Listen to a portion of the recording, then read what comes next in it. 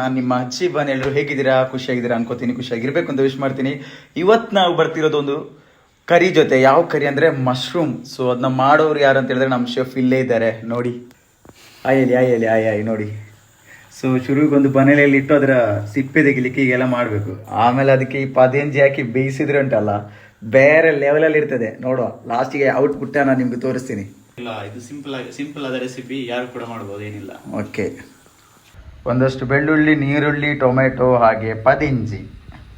ನೋಡಿ ಗೈಸ್, ನಾನು ಕೋಳಿಯನ್ನು ಬೆಚ್ಚ ಮಾಡಿ ಈಗ ತೆಗೆದು ನೋಡಿದ್ದೇನೆ. ಇವಾಗ ನೋಡಿದ್ರೆ ಮಶ್ರೂಮ್ಸ್ ಹೀಗೆ ಮಾಡ್ತಾ ಇದ್ದಾರೆ. ನಿಮ್ಮನೇಲಿ ಸಿಗೇನಾ? ಕಮೆಂಟ್ ಮಾಡಿ. ಹೀಗೆ ಬೇಗ ಕಟ್ ಮಾಡಬೇಕು, ಒಂದು ಕಡೆಯಲ್ಲಿ ಬಿಸಿಲು ಹಾಕ್ಕೊಂಡು. ಸೊ ಇವಾಗ ನೆಕ್ಸ್ಟ್ ನೋಡಿ, ಇಷ್ಟೆಲ್ಲ ಮಾಡಿ ಆಯಿತು, ಕಟ್ಟೆಲ್ಲ ಮಾಡಿ ಆಗಿದೆ.